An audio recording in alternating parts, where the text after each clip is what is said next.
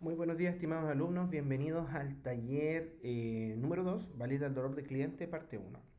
Ya, como ustedes saben, esta semana es especial debido a que es la semana del bienestar, por lo tanto, las clases están suspendidas de manera presencial, pero se va a realizar esta clase de manera grabada para que ustedes puedan desarrollar algunas tareas que son importantes porque la próxima semana tenemos invitados importantes al aula, ¿ya?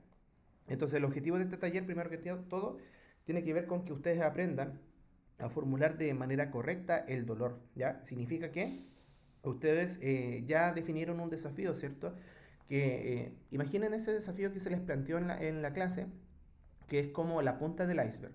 Como yo les decía, ese desafío lo más probable es que derive en muchos otros problemas que perjudican de varias maneras y a varios niveles la organización que ustedes escogieron, ¿ya? Entonces lo que tienen que hacer ustedes ahora es profundizar, empatizar, investigar. Van a tener que tal vez preguntarle a ChatGPT que les diga un poquito más de información, porque ninguno de ustedes ha trabajado en alguna organización similar. Por lo tanto, es muy difícil que a ustedes se les ocurra realmente cuáles son los dolores y las repercusiones. Y para eso se investiga, se formula el dolor. Cuando tú tienes formulado ese dolor, tienes que diseñar una interacción, que sería el punto 2, ¿ya? ¿Y esta interacción qué significa? Entrevistas. Entrevistas a las personas que trabajan, ya sea a los potenciales clientes o a los potenciales usuarios. ¿Para qué hago las entrevistas? Para validar si esta formulación del problema que hice es correcta o no, ¿ya? Porque recuerden que la idea de innovación es que ustedes se equivoquen ahora. Equivóquense ahora, que ahora no están perdiendo plata, no están perdiendo tiempo, sino que más bien están aprendiendo, ¿ya? Entonces, el momento de equivocarse es ahora. Van a diseñar una entrevista y los entrevistados van a venir la próxima semana y ustedes van a tener que sacar información importante de esta entrevista. Finalmente, en la clase lo que van a hacer es, cuando ustedes entrevistan a estas personas, van a descubrir muchos más dolores. Ustedes formularon un dolor, entrevistaron, y luego de esto van a tener muchos más dolores de lo que habían visualizado antes. ¿Qué van a tener que hacer? A través de una herramienta de innovación que se llama Brainstorming, ustedes lo que van a hacer es determinar cuál de todos esos dolores es el que realmente les va a generar una oportunidad de negocio. Entonces, como les comentaba, ustedes ya tienen los desafíos levantados. Aquellos que están viendo este video y no tienen el desafío, su prioridad es escogerlo. Entonces, primero, ponerle pausa al video, escoge con tu equipo de trabajo el desafío y luego continúen. ¿Cuál es la metodología para crear una innovación? La metodología para crear una innovación consiste en 4 pasos y esto no es más que el proceso científico, el método científico, ¿ya? A modo de ejemplo, cuando imagínense un científico loco, ¿cierto? Con una bata en un laboratorio, este científico loco está experimentando, ¿ya? Él dice como hipótesis inicial, si yo mezclo este químico A con este químico B en las siguientes condiciones, lo más probable es que yo obtenga un químico C. Esa es la hipótesis. Él plantea en primer lugar una hipótesis, ¿ya? Luego, ¿qué hace? Experimenta, mezcla el químico A con el B y lo pone en distintas condiciones, en ciertas temperaturas, tal vez lo pone a hervir, tal vez lo pone al sol, etcétera. Lo empieza a experimentar de varias maneras y él va a obtener distintos resultados. Tal vez no le va a dar el químico C, le va a dar el químico D y el químico D como resultado, ¿ya? Entonces lo que hace el científico es decir, ah, ya, si mezclo el A y el B con estas condiciones, obtengo D, no obtengo C.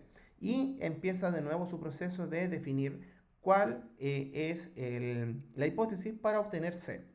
Y lo va a hacer una, dos, tres, cuatro y las veces que sean necesarias hasta obtener el resultado. Ese es el método científico y nosotros también lo aplicamos acá en innovación en todas las partes de esta ecuación, ¿ya? Lo primero, como les comentaba, es que ustedes construyan el problema, ustedes empaticen y definan cuáles son los dolores de estas personas que son clientes y usuarios. Luego, lo que van a hacer es diseñar la interacción, que es la experimentación. Y en este caso, ustedes lo que van a hacer es entrevistar.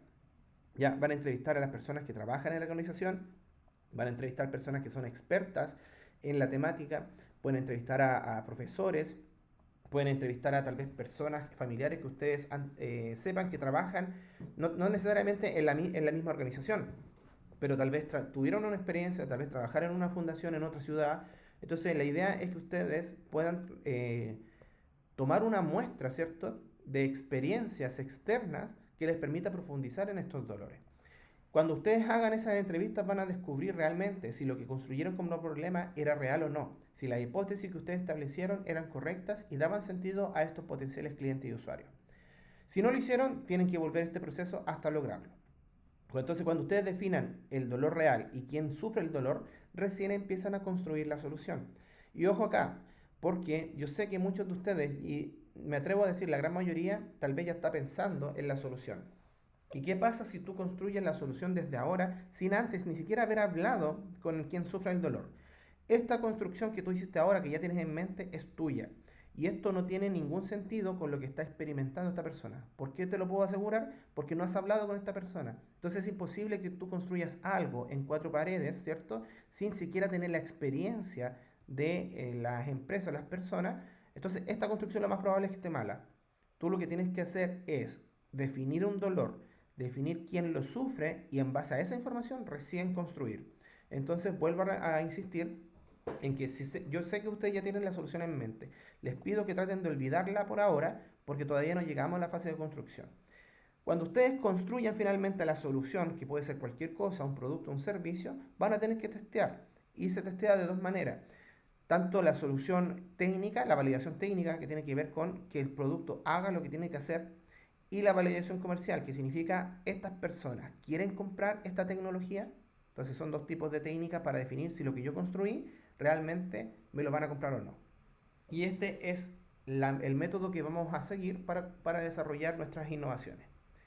Y vamos a ir con parte. Primero, vamos a construir el problema.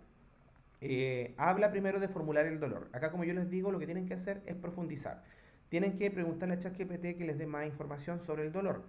Yo les recomiendo mucho que traten de buscar en Google también y sobre todo en noticias, ¿ya? Traten de buscar noticias de las fundaciones, ¿cierto? De los problemas que tiene, por ejemplo, la digitalización en las pymes, problemas en el área deportiva, por ejemplo, como las tasas de sedentarismo, la tasa de obesidad que sufre Chile. Si tienen algún paper que diga, por ejemplo, cómo impacta el poco deporte en los estudiantes universitarios.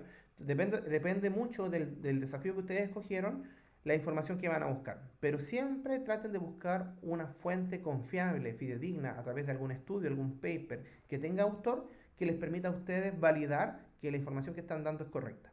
¿Ya?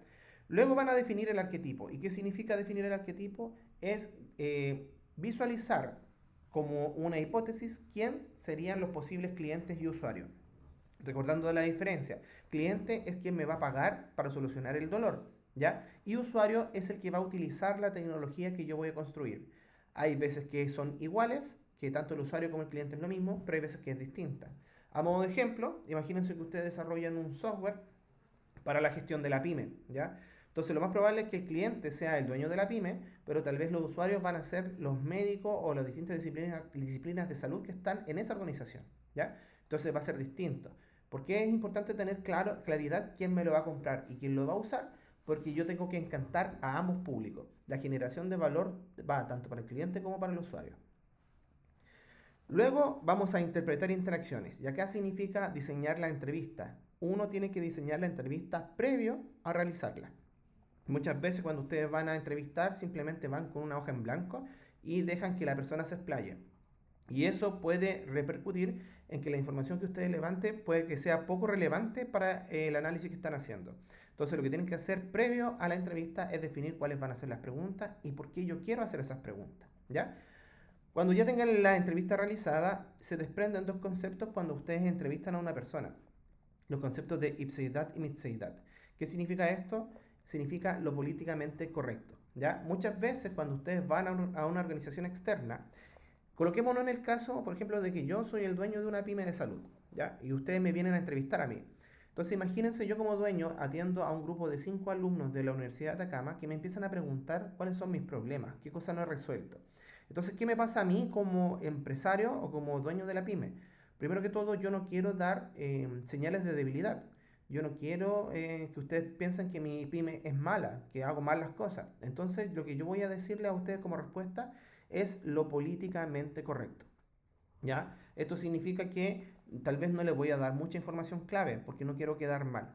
Entonces, el concepto de ipseidad y mitseidad significa, ojo y date cuenta cuando la persona te está mintiendo, cuando la persona te está dando la información políticamente correcta y tú debes ser bastante ágil para entender, oye, esta persona, algo ahí pasó, tal vez cerró los ojos, miró para otro lado, tal vez me desvió la respuesta a otra cosa, y ahí ustedes como buenos habilidosos, ¿cierto? En los temas de relación humana se van a percatar y decir, no, esta persona me mintió, la verdad es que me quiso decir otra cosa, ¿ya? Eso que tiene que ver con Ipsedat y Mitseidat. Y finalmente, cuando construyen un dolor, van a descubrir si realmente ese dolor vale la pena trabajarlo en este momento y en esta ciudad y en este país. ¿Ya? Tiene que ver con dimensionar el contexto para ver si realmente vale la pena iniciar este proyecto acá en Chile o tal vez vale la pena crearlo para otro país. Vamos a iniciar este proceso de la formulación del dolor con una frase, ¿ya? Que nos da Uri Levine, que es el fundador de la aplicación Waze, ¿cierto? La aplicación, yo creo que la conocen ustedes, sobre todo aquellos que manejan. En la polera de Uri dice, enamórate del problema y no te enamores de la solución.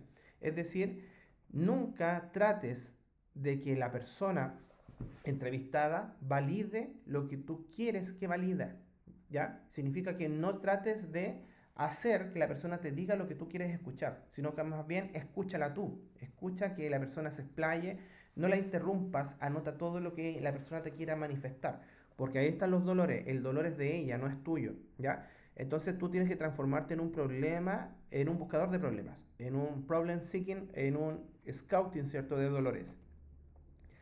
¿Por qué? Porque si no trabajas en un problema o en un dolor importante, no hay probabilidad de que tu proyecto, tu trabajo, tu startup sea importante.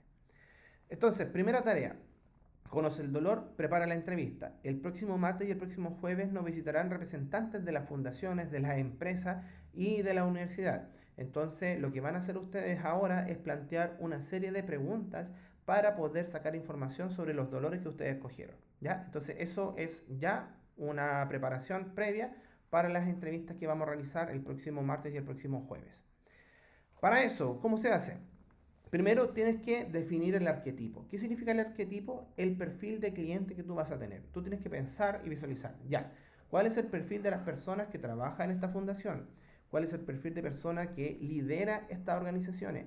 ¿Cuál es el perfil de personas que están ocupando, ¿cierto? Si hablamos de la parte universitaria, el área deportiva. ¿Quiénes lideran las áreas deportivas?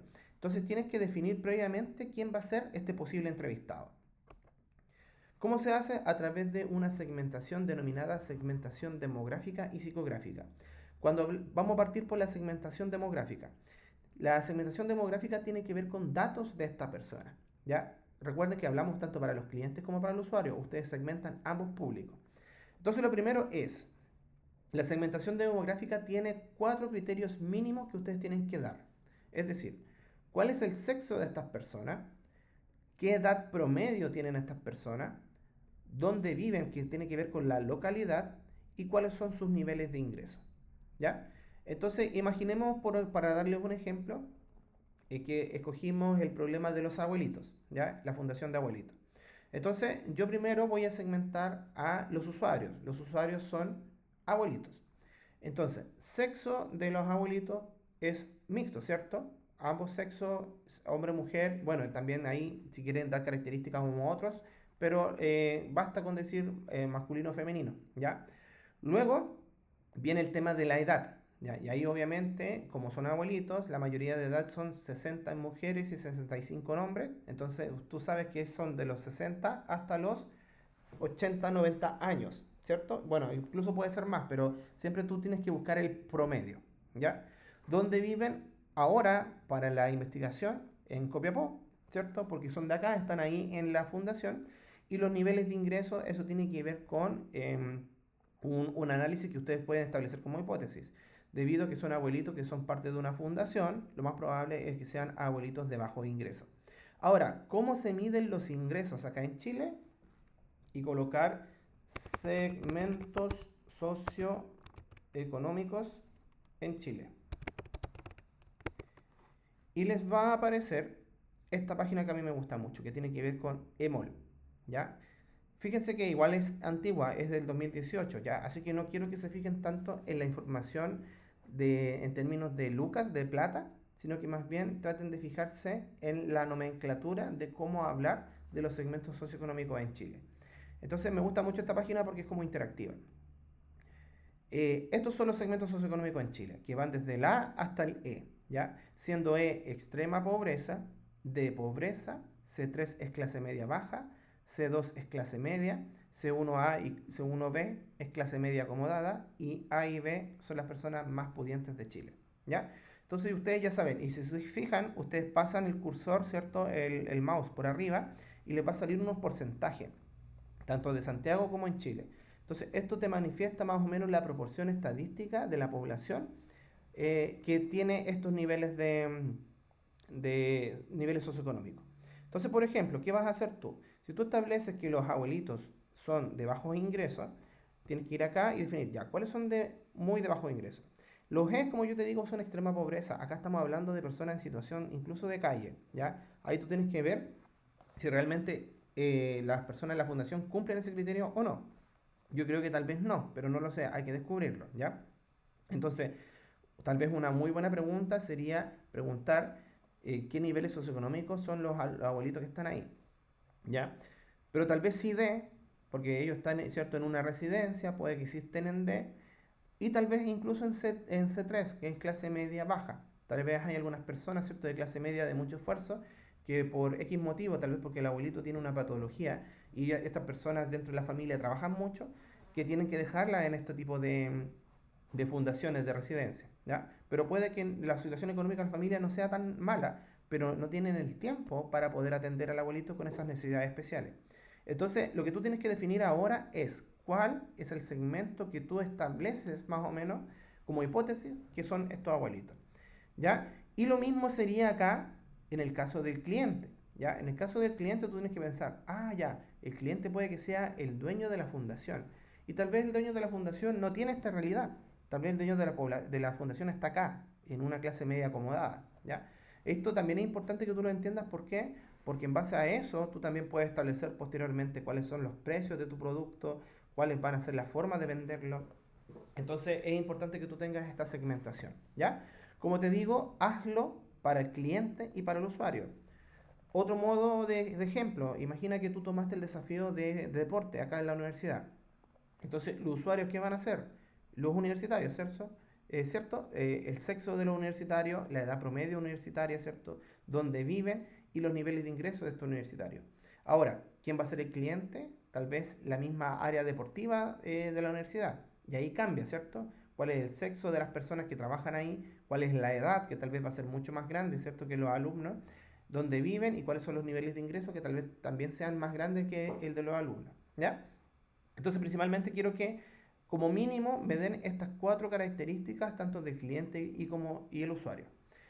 Luego, tú puedes seguir profundizando en el arquetipo de este potencial cliente y usuario a través de otra información, como los niveles de educación, estado civil, ocupación, etcétera. ¿Ya? Esta información también te va a permitir complementar lo que está acá arriba, pero estas cuatro te van a servir para definir cualquier tipo de segmentación, de cualquier empresa, de cualquier tipo de cliente, de cualquier tipo de usuario.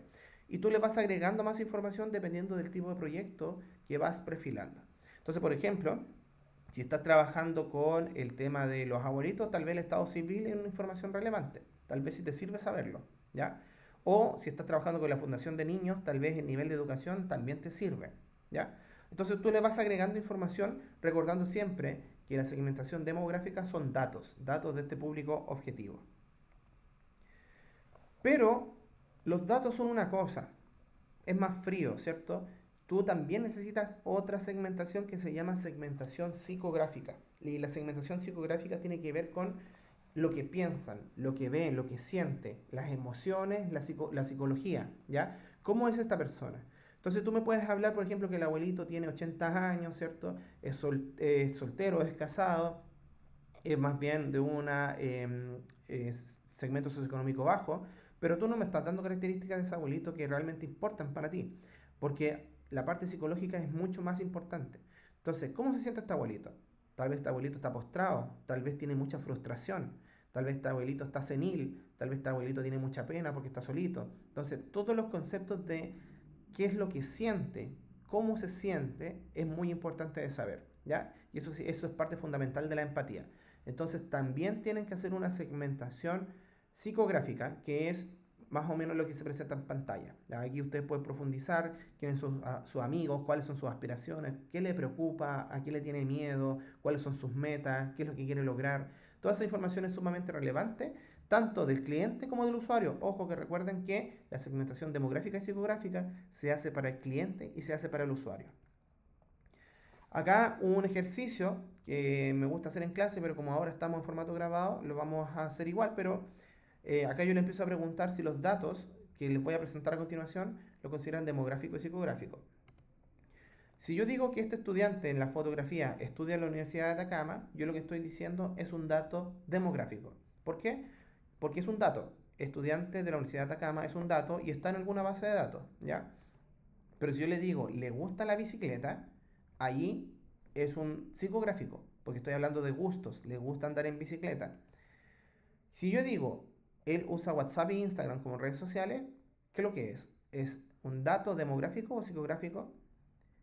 Acá es un mix de ambos. ¿Por qué? Porque un dato está registrado como usuario, ¿cierto? En las dos plataformas de redes sociales. Eso es un dato. Yo soy usuario de, es un dato. Pero como yo las tengo instaladas, significa que yo las descargué por gusto personal. Por lo tanto, también es una parte psicográfica. Me gusta usar estas aplicaciones. Por lo tanto, es un dato demográfico y psicográfico al mismo tiempo. Si es de Chile, es demográfico. Si le gusta la marca Apple, es psicográfico. Si tiene 26 años, es demográfico. ¿Ya? Y si mi cliente es una empresa, claro, porque hablamos acá, ¿cierto?, de personas. Pero ¿y si el cliente, por ejemplo, es la fundación? ¿Cómo la segmento? Acá a través de este tipo de segmentación que es el segmento B2B. ¿Ya? ¿Qué significa esto? Business to business significa business, es decir, mi negocio, acá el primero siempre es tú, mi negocio le vende a otro negocio. Eso es B2B, ¿ya? Y B2C significa business to consumer, es decir, mi negocio business le vende a quién? Al consumidor final, es decir, a una persona. Entonces, estos son, primero que todo, ustedes tienen que definir su empresa, ¿qué es lo que es? ¿Es una empresa B2B o es una empresa B2C? Tú le vendes a otras empresas, es decir, lo que yo vaya a crear se lo voy a vender a la fundación, que es una empresa, o lo que yo voy a crear se lo voy a vender al consumidor final, es decir, a las personas directamente, por ejemplo, a los familiares de los abuelitos. Eso lo tienes que definir o como hipótesis ahora, ¿ya? Si eres B2B o eres B2C. Y para segmentar a un cliente B2B, es decir, un cliente empresa, son 3 criterios mínimos, ¿ya? Así como acá eran 4 criterios mínimos, que era sexo, edad, nivel socioeconómico y localidad. En la sección empresas, tú tienes que definirme cuál es el rubro de la empresa, el primer criterio, cuál es la localidad de la empresa y cuál es el tamaño de la empresa. Esas serían las 3 características demográficas mínimas para el grupo cliente-empresa. ¿Ya? Y la pregunta es, ¿las empresas tienen segmentación psicográfica? Así como los clientes tenían la parte psicológica, que era mucho más importante. La pregunta es, ¿las empresas tienen una parte psicológica? Y yo te puedo decir, sí, ¿ya? ¿Y cuál es esta? Acá yo quiero que hablen de la misión, la visión, los valores empresariales y todo lo que tenga que ver con el concepto de responsabilidad social empresarial, ¿ya? Por ejemplo, hay muchas empresas que definen que mínimo el 50% de sus proveedores tienen que ser de la región. Hay algunos otros que manifiestan que van a preferir proveedores que tengan procesos limpios, ¿cierto? Que tengan, por ejemplo, resoluciones sanitarias al día, que tengan procesos de reciclaje. Entonces, todas esas manifestaciones de decir, yo como empresa apoyo el medio ambiente, apoyo a la sociedad, yo como empresa tengo esta misión, voy a hacer un aporte para, todos esos conceptos que tienen que ver más con el punto de vista de mejorar como empresa, de ser un aporte como empresa, se consideran aspectos psicológicos de la empresa, ¿ya? Entonces también puedes segmentar psicográficamente a una organización. Entonces, para innovar hay que trabajar en proyectos importantes que derivan de necesidades importantes.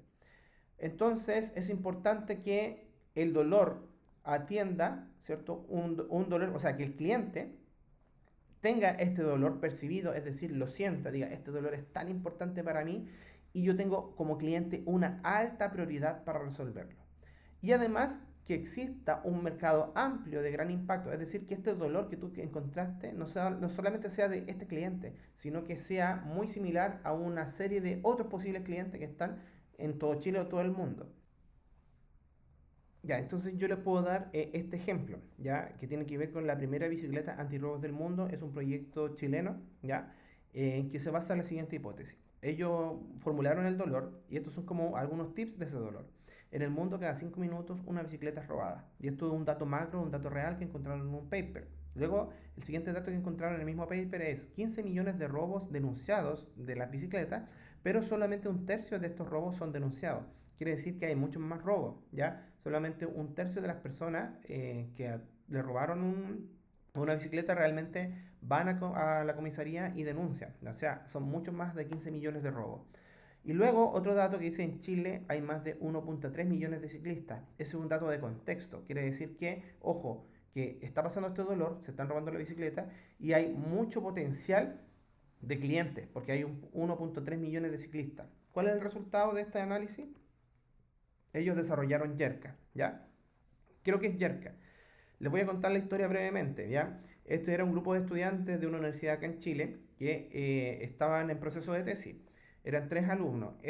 Uno de ellos iba todos los días a su universidad en su bicicleta y era una bicicleta cara, ¿ya? Entonces ellos se juntaban, por ejemplo, en la biblioteca, iba en su bicicleta, estacionaba la bicicleta, iban a hacer la tesis, luego este compañero bajó y se dio cuenta de que le robaron la bicicleta, ¿ya? Entonces esta persona igual era como de buen recurso su familia y dijo, pucha, ya, que fome que me robaron la bicicleta, pero me voy a comprar otra, voy a aprovechar de renovarla porque ya estaba viejita. Entonces a las semanas llega con otra bicicleta mucho más nueva, mucho más cara, ¿ya? Y también le compró un mejor candado. Entonces vuelven a juntarse para seguir trabajando en la tesis en la biblioteca, estaciona la bicicleta nueva, trabaja en la tesis, baja y nuevamente le habían robado la segunda bicicleta, ¿ya? Entonces, esta vez ya, si bien eran de buenos recursos, tampoco era como multimillonario, entonces ya la tercera bicicleta que tuvo que comprarse ya no era de buena marca, sino que una bicicleta de mercado nomás, ya tradicional. Pero dijo, ya por último, esto la necesito porque es mi medio de transporte. Entonces se compra una bicicleta de menor gama, va a, de nuevo se junta con sus compañeros en la biblioteca, estaciona la bicicleta con su candado, sube, hace la tesis, baja y esta tercera bicicleta, aunque era de una menor gama, igual es robada. Sin mentirle, le robaron 3 bicicletas en su periodo de tesis, ya que es un periodo de un par de meses.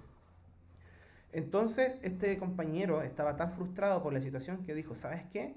La próxima bicicleta que yo tenga, si me la van a robar, quiero que se autodestruya. Ese fue el concepto. Entonces, ¿qué hizo?